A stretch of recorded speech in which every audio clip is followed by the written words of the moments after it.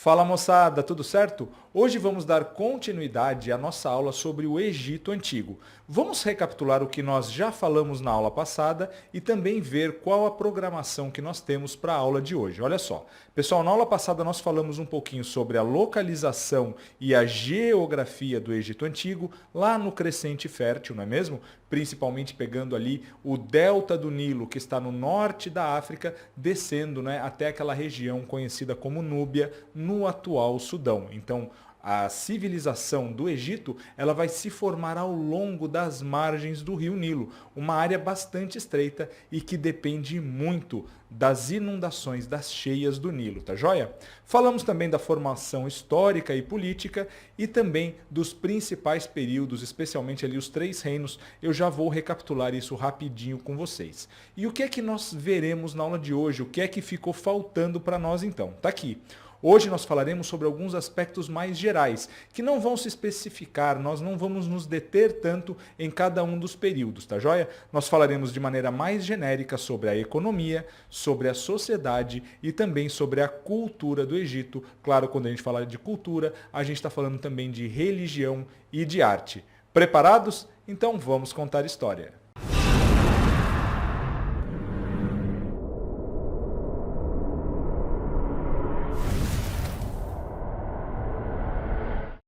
Como vocês se lembram da aula passada, uma grande divisão que nós temos na história do Egito é entre o período pré-dinástico, antes da formação de um reino unificado, até o período dinástico ou faraônico, quando nós teremos sim um reino unificado sobre um único faraó. Não é? Isso vai acontecer ali por volta de 3.200 a 3.100 a.C. e vai durar mais ou menos até 525 a.C., quando aí sim o Egito ele vai cair nas mãos de povos invadores e perderá a sua autonomia. Nós falamos também na aula passada naquela divisão clássica em 3 impérios ou 3 reinos, o Antigo, o Médio e o Novo, lembrando, né, que essas datações elas são imprecisas, variáveis, porque alguns historiadores tomam um fato ou outro como grande desencadeador dessas mudanças. Por isso é comum também nós falarmos, olha só, de 2 períodos intermédios, né, que vão acontecer aqui entre o Antigo e o Médio Império e também entre o Médio e o Novo Império, tá joia? Só para vocês não ficarem tão preocupados assim com a datação, porque ela pode sim variar nos livros. O importante é nós termos uma ideia geral de que existe essa divisão e é claro que haverá aqueles períodos em que nós teremos realmente um reino bem constituído e estável em cada um dos 3 impérios. Os períodos intermediários são aqueles períodos em que nós temos o quê? Um problema no governo central. Ou nós teremos invasores estrangeiros que vão dominar parte do Egito, ou nós teremos o quê? Nós teremos aqueles nomarcas, aqueles líderes locais que vão questionar a força dos faraós. Tranquilos? Então essa é a ideia, que é a chave para nós compreendermos essa divisão que foi feita.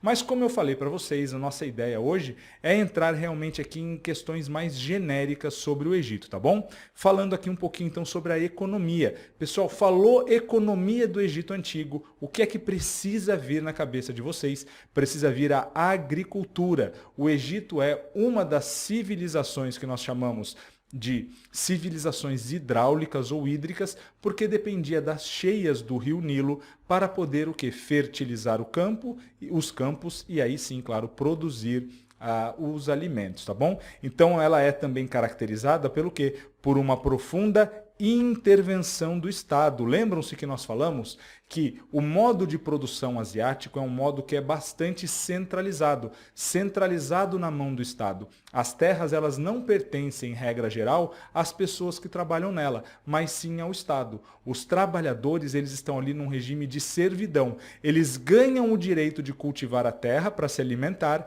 em troca, não é, de pagar impostos para o Estado, especialmente a corvéia, que é aquele imposto, né, em que o servo, essa pessoa ali, o camponês, ele precisa prestar serviços tanto nos campos públicos quanto nas grandes obras. Estão aí as pirâmides que não nos deixam mentir, não é verdade? Ainda falando um pouquinho sobre economia, nós temos então que lembrar que a propriedade estatal da terra configurou o quê? Uma submissão dos camponeses, que, olha só, é uma classe que tem um nome específico. Como é que chamam os camponeses egípcios? Eles eram conhecidos como felás. Então, se cair na prova de vocês os felás, lembre-se, são os camponeses. É sim a classe mais numerosa de pessoas que nós temos na civilização egípcia. Então, submeteu esses camponeses à servidão coletiva, por meio, como nós falamos, daquele imposto da corvéia, que obrigava essas pessoas a trabalharem, né, nas obras públicas, a trabalharem para o Estado. Então tá aqui, olha, eu trouxe uma imagem para vocês, essa é uma imagem que está em um templo egípcio e que mostra justamente a importância da agricultura. Olha só, nós temos aqui o plantio lá em cima, não é? A terra sendo arada, né? Aqui, olha só, no meio que nós temos a terra sendo arada, nós temos a colheita, então mostrando justamente essa ideia, não é, da importância da agricultura para a economia egípcia, tá legal? Então lembrem-se, olha só, principalmente quando a gente fala de agricultura, produção de cereais, mas nem só de cereais, né? Desculpem, nem só da agricultura vivia o Egito. Eles conseguiam produzir um excedente e esse excedente acabava também sendo comercializado. Bom, além dos cereais, pessoal, nós vamos ter o quê? A fiação do algodão, então eles também plantavam e colhiam algodão e conseguiam, claro, fiar, né? Criar, tecer fios. Né? Também trabalhavam o ouro, que era retirado lá do sul da região da Núbia, né? Naquilo que nós chamamos então de ourivesaria, e derivados artesanais do papiro. O papiro, que é uma madeira, serve tanto para produzir aquilo que parece um papel, onde eles também escreviam, e é claro, inclusive na construção naval. Então eles construíam barcos também com a madeira papiro, tá bom? E como eu falei para vocês, a produção de manufaturas, principalmente nós vamos ver, pessoal, joias. Acredita-se que o vidro possa ter sido inventado pelos egípcios, então eles criavam muitas joias, muitos artefatos efetivamente, além das próprias ferramentas que eram utilizadas nas construções públicas e também na agricultura. Também uma indústria de móvel importante, além da indústria naval, como nós falamos, tá joia? Bom, quando a gente fala então aqui da produção de cereais, eles utilizavam arados que eram movidos por tração animal. Opa, então já havia o que? O uso de animais, a domesticação de animais para ajudar o homem, né, no serviço da agricultura. E aqueles excedentes que eles conseguiam, ou seja, produziam mais do que eles precisavam para sobreviver, mais do que era consumido. Então esses excedentes eles eram exportados, comercializados, tanto internamente quanto com outros povos, tá joia? Bom, quando a gente fala então aqui do algodão e da produção de tecidos, eles geravam um intenso comércio também, interno e externo. O que é esse comércio interno? Então imaginem uma região ali às margens do Rio Nilo que produzia esses tecidos. Essa região ela iria comercializar com outras regiões. Lembre-se, o Rio Nilo é um rio muito extenso, né? Ele nasce mais ao sul, né, no interior da África e deságua lá no mar Mediterrâneo. Então, ao longo dessas centenas de quilômetros, era realizado também esse comércio interno, tá joia? E quando a gente pensa nas manufaturas, né, principalmente quando a gente fala do Médio Império e também, olha só, do Novo Império, ocorreu uma significativa expansão comercial, né? Eles produziam, como nós vimos, a cerâmica, também tecidos, vidros, móveis, barcos, realmente muitas coisas eram produzidas aqui na área das manufaturas pelos egípcios, tá bom? Bom, vamos falar agora um pouquinho da sociedade egípcia. E aí, quando a gente pensa em sociedade, pessoal, a gente tem que lembrar da baixa mobilidade social. Ou seja, geralmente o indivíduo nascia e morria dentro do mesmo grupo social, da mesma casta, da mesma classe social. Era muito difícil, por exemplo, que alguém nascesse felá, ou seja, nascesse camponês e fosse se tornar um escriba, por exemplo. Mas havia essa possibilidade, tá? Não era impossível, era muito difícil, baixa mobilidade social. É uma sociedade rigidamente estratificada e pouco móvel. Então, havia os estratos, nós já vamos falar sobre eles, e era muito difícil sair de uma camada para outra. Bom, no topo dessa sociedade, é claro que estava o faraó, pessoal, o grande representante de Deus na Terra. Lembrem-se, quando a gente fala do Egito Antigo, a gente fala de uma teocracia, um governo de Deus, porque o faraó era visto como um representante dos deuses aqui na Terra, tá bom? Ele era considerado, portanto, olha só, um deus vivo, era a maior autoridade e acumulava diversas funções. Então, funções ritualísticas, quando a gente pensa na religião, também funções políticas, como administrador e chefe do Estado. Então, uma série de funções aqui acumuladas pelo faraó.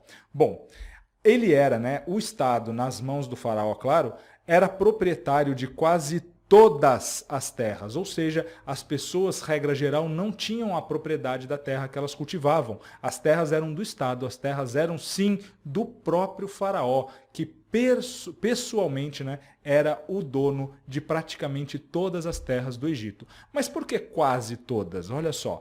Porque nós veremos que alguns altos funcionários, especialmente alguns vizires e alguns sacerdotes, eles recebiam aquela propriedade eminente.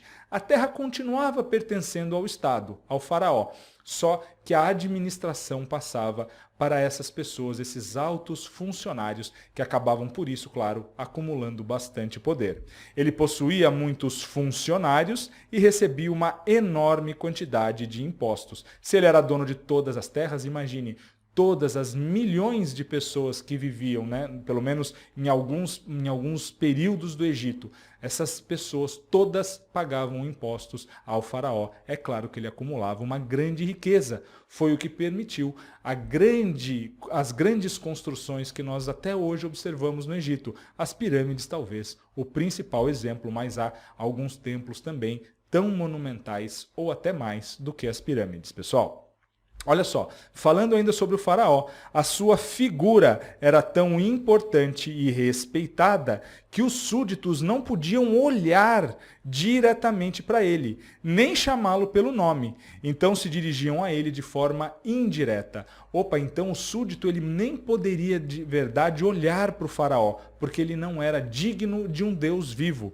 Quando a gente pensa nisso, então, pessoal, nós entendemos que a palavra, olha só, faraó significa casa grande ou casa real. Então, o faraó não era designado pelo seu próprio nome. Por quê? Porque os súditos eram impuros para falar o nome do faraó. Ele era designado pelo local onde ele habitava, a casa grande ou real. Olha só, uma curiosidade aqui sobre o Egito Antigo. Bom, abaixo do faraó, como nós vimos, estavam aqueles altos funcionários, a própria nobreza, né? A nobreza composta principalmente pela família do faraó, e por aquelas pessoas responsáveis pela administração de todo o reino, tá bom? Esses altos funcionários aqui, eles detinham o controle do Estado, eles governavam localmente em nome do faraó. Então nós vamos ter o quê? Os vizires, nós vamos ter os escribas e nós vamos ter os sacerdotes aqui como uma classe bastante importante, tá bom?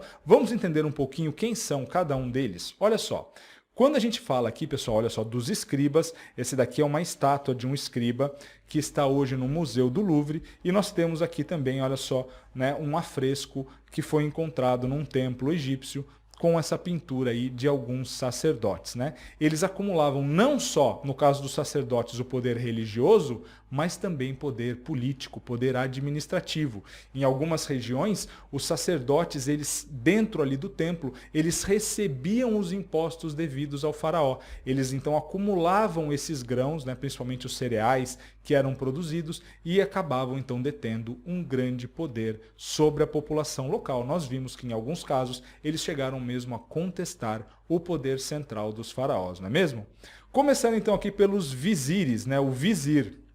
Ele nada mais é, então, do que alguém que supervisiona a polícia e a justiça responsável pela cobrança de impostos. Então é aquela pessoa que vai efetivamente aplicar os decretos do faraó, vai julgar as pessoas, então, que cometiam crimes, né, que desrespeitavam as ordens do faraó e vão também ser responsáveis pela coleta de impostos. É claro, né, pessoal, que numa sociedade ali há milhares de anos atrás, onde não havia comunicação como nós conhecemos hoje, é claro, então, que eles acabavam detendo muito poder, porque eles estavam mais próximos ali dos súditos, né, de uma certa região, ao contrário do faraó, que acabava muitas vezes estando a milhares de quilômetros de distância, tá bom? Como nós falamos também, os escribas eram uma classe muito importante, porque eles detinham o conhecimento da escrita. Calcula-se hoje que um escriba, para se tornar um escriba, alguém deveria passar por um treinamento que poderia demorar até 12 anos. Primeiro, porque os hieroglifos egípcios, que eram utilizados principalmente quando nós falamos das pinturas nos templos, dos rituais, eles eram muitos e difíceis de serem memorizados e também de serem replicados. Depois, então, que alguém se tornava escriba, ele seria um alto funcionário do governo, responsável por uma série de registros contábeis. Olha só a importância administrativa de um reino tão grande.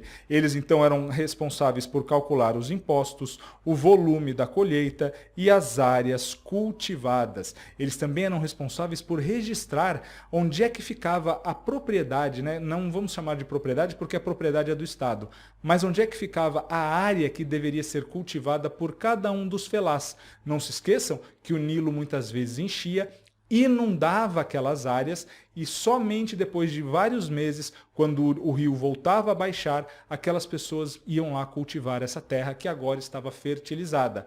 Mas como lembrar, né?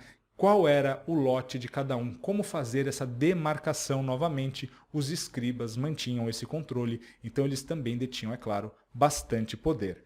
Finalmente, os sacerdotes eram um grupo, como nós vimos, muito poderoso e rico, proprietários de terras, né? Por isso nós falamos que o Estado era dono de quase todas as terras, mas alguns sacerdotes, alguns vizires, eles conseguiam ter a concessão, a propriedade eminente da terra e possuíam, é claro, grande influência no poder central, especialmente uma influência local, não é? Junto àquelas populações que estavam mais próximas das áreas que eles administravam.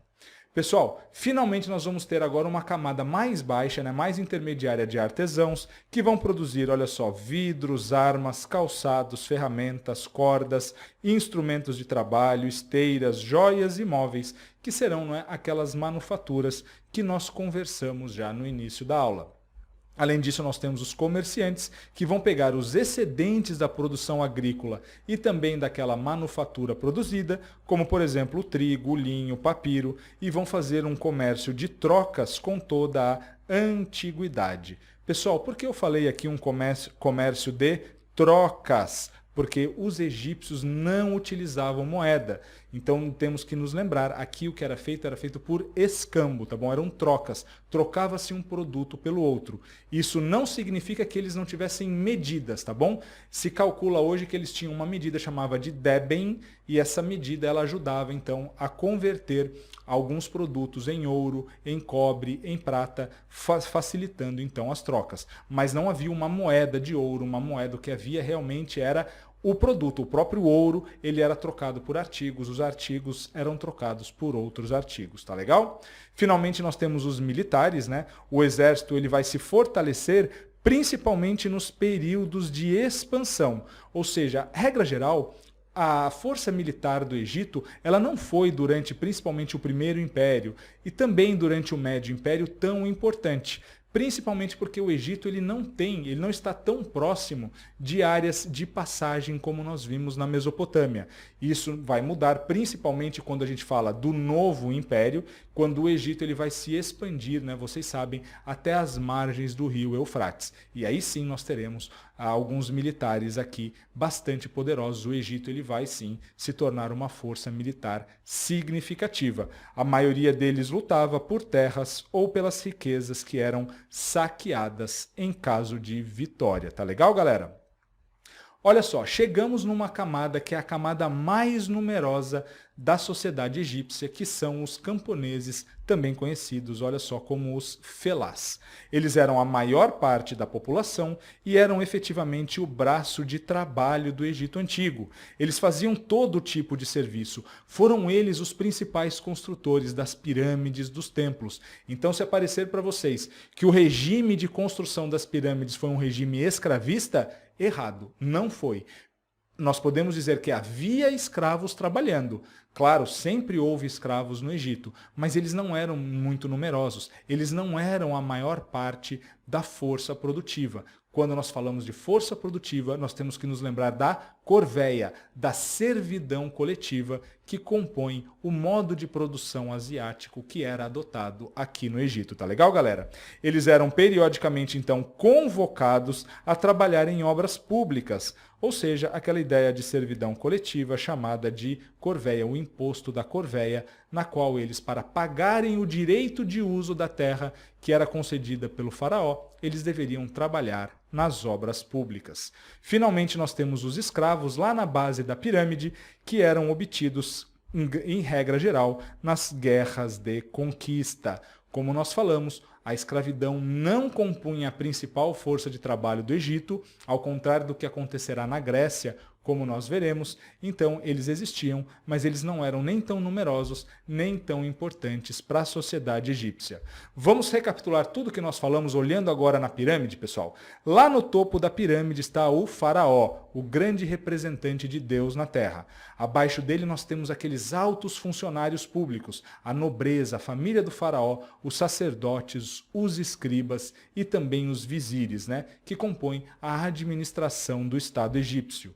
Abaixo deles nós vamos ter aquela camada intermediária de artesãos, comerciantes e militares, e abaixo ainda nós teremos a parte mais numerosa, da população egípcia, que são os felás ou camponeses, e na base da pirâmide, embora não tão numerosos assim, nós temos os escravos. Tranquilos? Então, pessoal, falamos da sociedade, vamos passar para a cultura e religião, uma das partes que até hoje mais nos impressiona dessa cultura, na verdade, dessa civilização que foi o Egito. Pessoal, quando a gente fala então da cultura egípcia, ela é indissociável tanto da política teocrática quanto da religião politeísta. Ou seja, toda a vida no Egito, tanto a cultura, a arte, ela está ligada ao quê? Ao fato da profunda religiosidade desse povo e também ao fato de que o faraó é o grande representante de Deus na Terra, tá legal? É assim que nós conseguiremos compreender melhor a religião, a cultura egípcia. Nessa imagem que eu trouxe para vocês, nós temos um deus aqui, o deus Anubis, que era considerado o deus da morte, ele aqui preparando, olha só, uma múmia para que ela fizesse a passagem para a próxima vida. Vamos entender então como é que os egípcios encaravam a religião. Pessoal, a característica mais marcante da religião é o culto da vida após a morte. Os egípcios acreditavam que depois de morrer, o nosso Ka, o nosso espírito, ele voltava para o nosso corpo e ele teria uma nova vida. Só que essa nova vida era uma vida física. Por isso eles precisavam preparar, eles precisavam preservar os corpos para que o espírito pudesse voltar a esse corpo mumificado, e esse corpo, então, dentro desse corpo ele voltaria a ter uma vida que teria basicamente as mesmas condições que tinha quando essa pessoa morreu. Por isso as pessoas elas eram enterradas com uma parte das suas riquezas para que elas pudessem continuar usufruindo dessas riquezas no pós-vida, após a morte, tá bom? Então isso é representado e ilustrado nos rituais de mumificação. Estima-se hoje que a civilização egípcia produziu mais de 70 milhões de múmias. Havia realmente quase que uma linha de produção, uma fábrica, uma indústria da mumificação no Egito Antigo. Aqueles que podiam, como os faraós, e aqueles que compunham a elite, eles passavam por processos mais sofisticados. Mas mesmo a população mais simples, os felás, eles também cuidavam, se preparavam para a vida após a morte. Estima-se que por volta dos 20 anos, os homens, eles começavam já a construir a sua tumba, que era toda decorada com hieroglifos, com afrescos, pinturas, e uma parte da sua riqueza era enterrada com ele para que ele pudesse aproveitar a sua vida após a morte. Tá legal? Os egípcios acreditavam que, ao morrer, o indivíduo deveria comparecer ao tribunal de Osíris para ser julgado. E aqui nós temos uma cena desse julgamento. Olha só, a gente tem aqui o deus Anubis, com essa cabeça de chacal, corpo de homem, cabeça de chacal, levando aqui alguém que morreu, o Ka, o espírito de alguém que morreu. E essa pessoa ela está observando o julgamento. Veja que aqui em cima, olha, nós temos os juízes, né, Osíris e mais alguns juízes que estão presidindo esse julgamento. Esse julgamento ele é feito pesando, olha só, o coração do morto contra uma pena. Se o coração ele estivesse impuro por pecados, né, por uma vida impura, esse coração, então, ele seria mais pesado do que a pena, a balança penderia para o lado do coração e esse coração seria devorado por essa criatura aqui com cabeça de crocodilo, tá legal? Finalmente, é claro, se ele conseguisse que seu coração estivesse tão leve, tão livre de pecados, ele daí sim poderia adentrar junto com Anubis, né, o reino ali do pós-vida, da vida após a morte. Tranquilos? Galera, quando a gente fala ainda de cultura e religião, ela é marcada, então, como nós vimos, pelo politeísmo, a existência de vários deuses, e pelo antropozoomorfismo. Antropos, homem, zoo, animal, morfismo, forma. Então são deuses que têm formas humanas e de animais misturados, né? Como nós acabamos de ver o deus Anubis, que tem corpo de homem, cabeça de chacal. Aqui um outro deus, então havia realmente uma grande mistura, né, de homens e animais nesse panteão egípcio, tá legal? A crença na vida pós-morte levou os egípcios a um profundo conhecimento de anatomia e também de medicina para a conservação dos corpos através da mumificação. Veja que esses corpos estão preservados até hoje, alguns com quase 5.000 anos de idade, tá legal, galera? Bom, se nós falamos então que eles desenvolveram conhecimentos de medicina, isso foi já comprovado porque se descobriu que eles tratavam fraturas e já realizavam pequenas cirurgias, como por exemplo a cirurgia de catarata.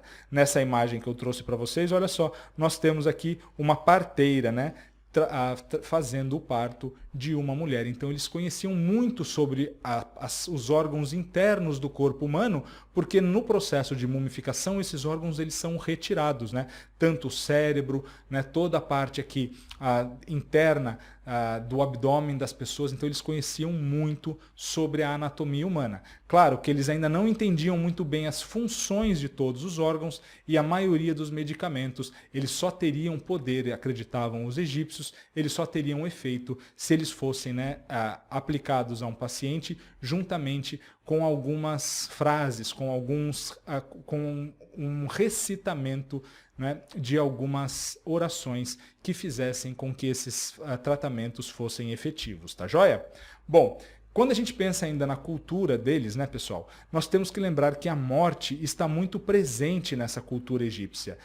Estima-se que a vida média das pessoas ali passava pouco dos 25 anos. Raríssimos indivíduos passavam dos 30 anos de idade e muitos menos ainda chegavam à velhice, né, que nós consideramos hoje aos 60 anos. Claro que existia, era possível, mas era realmente muito raro. Então a preocupação com a morte é um aspecto central da cultura egípcia, tá bom? Eles deixaram para nós um legado arquitetônico, como as pirâmides e os templos, que em geral, no caso das pirâmides, totalmente voltadas para a morte, não é isso? Para aquela ideia de uma vida após a morte. As grandes pirâmides do Egito, elas eram templos para uma pessoa, no máximo ali o faraó e a sua família, não mais do que isso, né? Então vejam a grandiosidade das construções e não é que muitas pessoas seriam enterradas ali, normalmente era só o faraó ou então o faraó, a sua esposa.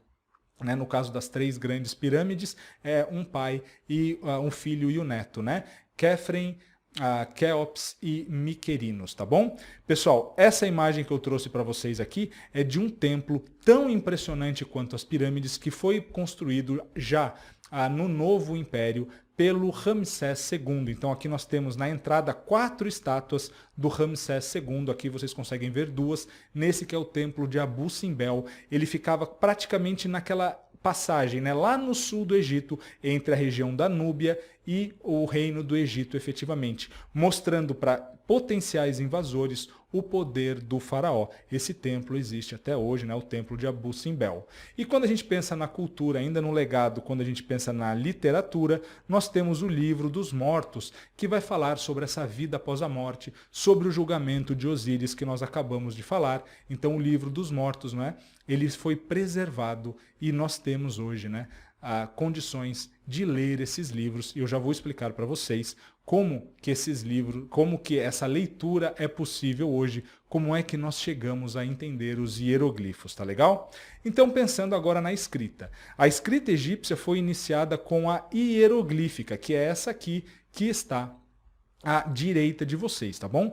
Os hieroglifos, pessoal, então eles foram a primeira forma, é uma escrita pictográfica, onde nós temos efetivamente formas, né? Animais, pessoas, e muitas dessas formas aqui, elas representam uma palavra inteira, uma ideia inteira, ou então, posteriormente, alguns sons também.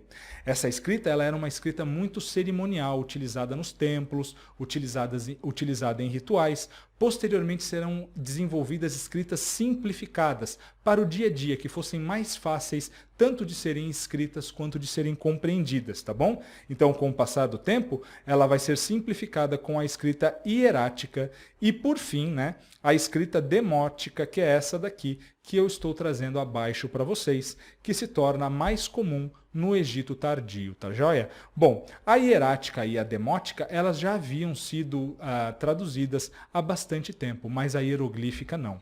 Quando a gente pensa, então, como é que foi que nós conseguimos ler esses hieroglifos, nós temos que voltar a 1799, quando um soldado da expedição de Napoleão ao Egito, ele encontra uma pedra chamada, na região de Roseta, lá no delta do Nilo. Essa pedra, pessoal, foi fundamental para que nós pudéssemos hoje ler os hieroglifos. Está aqui, então, a Pedra de Roseta, que está hoje em exposição em Londres, no Museu Britânico.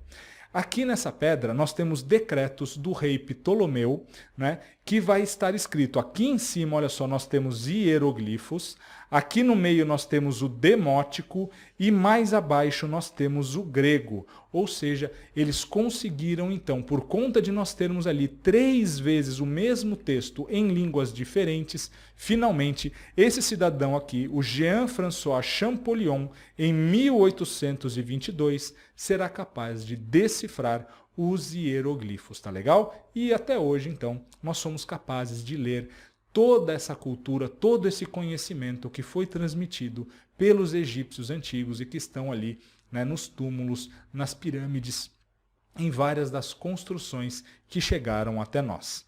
Pessoal, a principal divindade era Ra, o Deus Sol. Então isso vai começar principalmente ali no Antigo Império, né? Mas com a troca da capital para Tebas, Ra foi identificado com o deus tebano, que era o deus Amon. E era muito comum, tá, no Egito fazer essa sincretização de deuses. Esses deuses se misturavam e viravam um novo deus. E aí surge o Amon-Ra, que vocês estão vendo aqui embaixo. Opa, não, esse aqui é o Mun-Ra, né, pessoal? Desculpem. O Amon-Ra é esse aqui que agora sim que eu trouxe para vocês, e não o Mun-Ra, embora é claro que o personagem do desenho Thundercats, ele tenha sido, né, o nome tenha sido sim inspirado nesse deus, o Amon-Ra, né, uma sincretização, uma mistura, né, do deus Ra com o deus Amon, que vai passar a ser o rei dos deuses e criador do universo. Como nós vimos então, a religião ela era politeísta, com uma grande exceção. Nós já falamos sobre isso na aula passada, mas eu quero reforçar, porque isso aqui é bastante cobrado em prova. Durante, então, o reinado de Amenófis IV, ele adota o monoteísmo como um meio de enfraquecer esses sacerdotes que estavam muito poderosos. Ele vai fazer isso trazendo o culto apenas do deus Atom. Ele vai mandar o que? Retirar os outros deuses dos templos e, com isso, então, retirar poder dos sacerdotes que eram representantes, que eram mediadores entre a população e esses deuses. Quando ele diz que esses deuses eles não tinham poder e que o único Deus verdadeiro era Atom, ele consegue enfraquecer os sacerdotes e impor a sua própria religião, o seu próprio poder. Ele era casado com Nefertiti, né? E acaba mudando então o seu nome para Akhenaton, aquele que adora Atom, aquele que é fiel a Atom, e ele vai ter com Nefertiti um filho que ficou muito famoso, que foi o Tutankhaton, que, como eu já contei para vocês, logo após a morte do pai, vai retomar o politeísmo que sempre vigorou no Egito e vai alterar o seu nome para Tutankhamon. E por que o Tutankhamon é tão famoso? Porque a tumba dele foi a única tumba de um faraó encontrada 100% preservada até hoje. As outras tumbas todas, elas já haviam sido saqueadas na própria antiguidade, tá legal? Galera, para nós finalizarmos a aula, quero falar rapidinho sobre arte. Já falamos sobre arquitetura. A pintura, ela era feita principalmente em templos e prédios públicos e obedecia aquilo que se chamava de lei da frontalidade, onde as pessoas elas eram retratadas com o tronco virado para frente e os membros de forma lateral. Algo mais ou menos assim, né? O tronco para frente, os membros, né, de forma lateral. Tá joia? Então isso daqui é a lei da frontalidade que marca muito a arte egípcia, fica bem claro nas imagens que eu trouxe aqui para vocês, tá joia? Galerinha, com isso então, nós encerramos a nossa aula sobre o Egito Antigo, espero que vocês tenham gostado, desejo a todos, né, um ótimo dia e deixo aqui um forte abraço.